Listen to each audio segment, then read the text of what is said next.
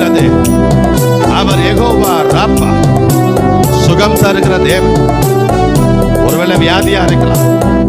கர்த்தர் எல்லா வியாதியிலும் உன்னை குணமாக்க வல்லமை படைத்தவராக கடந்து வந்திருக்கிறார். சொல்லுங்க, கூப்பிடுங்க, யெகோவா ராப்பா, சுகம் தரும் தெய்வமே. விசுவாசத்தோடு, யெகோவா ராப்பா, சுகம் தரும் தெய்வமே. கலங்கல கலங்கலப்பா, ஆமே கலங்கலப்பா.